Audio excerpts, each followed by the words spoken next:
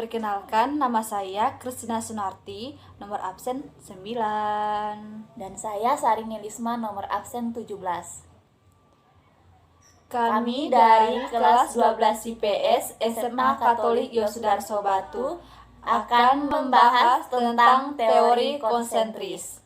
Nah, saya Kristina Sunarti akan membahas dua materi tentang konsentris dan sektoral. Konsentris adalah teori yang mengenai tentang perencanaan atau perkotaan. Wilayah perkotaan dapat dibagi menjadi 6 zona. 1. Ada zona wilayah pinggiran kota. Yang kedua, ada zona permukiman kelas tinggi. Yang ketiga, ada zona permukiman kelas menengah. Yang keempat, ada zona transisi. Yang kelima, ada zona daerah industri. Yang keenam, ya ini ya teman-teman, ada zona pusat daerah kegiatan. Teori yang kedua adalah sektoral. Sektoral adalah salah satu teori yang mengenai tata letak sebuah daerah atau kegiatan kawasan tentang pada gambar ini.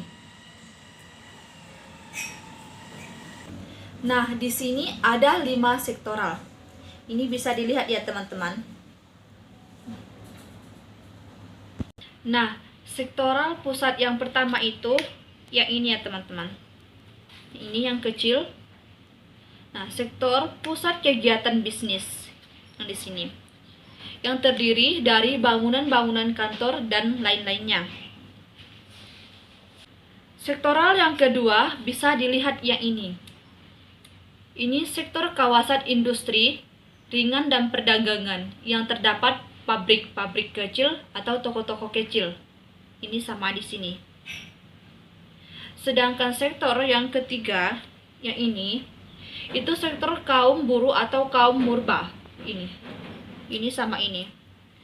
Kawasan ini yang merupakan tempat tinggal bagi kaum buruh maupun kaum murba. Di sini ya teman-teman. Ini sama ini. Sedangkan yang keempat, ini dengan ini, ya ini ya teman-teman.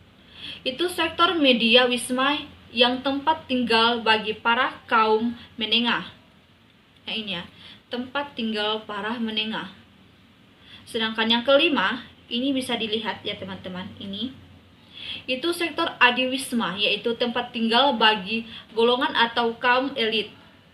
Ini ya, yang bisa para jabat juga dan eksekutif. Ini. Di sini. Nah, itulah beberapa penjelasan tentang dari teoris, konsentris, dan sektoral. Saya Sarini Lisma akan membahas tentang teori yang ketiga. Teori yang ketiga yaitu teori inti ganda. Yang dimaksud dari teori inti ganda adalah suatu perkembangan kota yang berawal dengan adanya bentuk-bentuk kompleks. Bentuk kompleks ini disebabkan oleh adanya nukleus baru yang berfungsi untuk sebagai kutub pertumbuhan. Nukleus baru tersebut akan berkembang sebagai penggunaan lahan yang berfungsional serta membentuk struktur kota yang memiliki sel-sel pertumbuhan wilayah.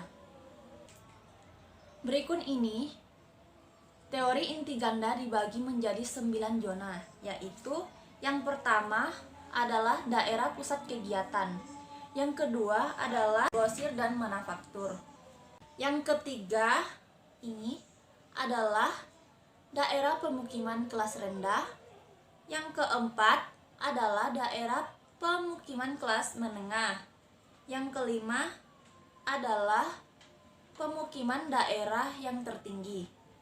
Yang keenam ini adalah daerah manufaktur berat. Yang ketujuh ini adalah daerah luar PDK. Yang kedelapan adalah daerah pemukiman suburban. Dan yang kesembilan adalah daerah industri suburban.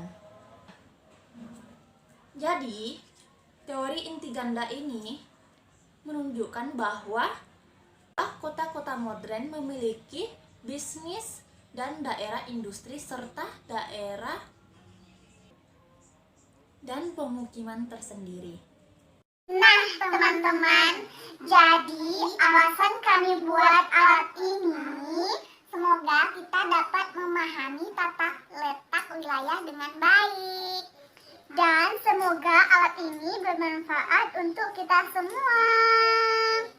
Pesan dari kami, semoga jaga jarak, sering cuci tangan,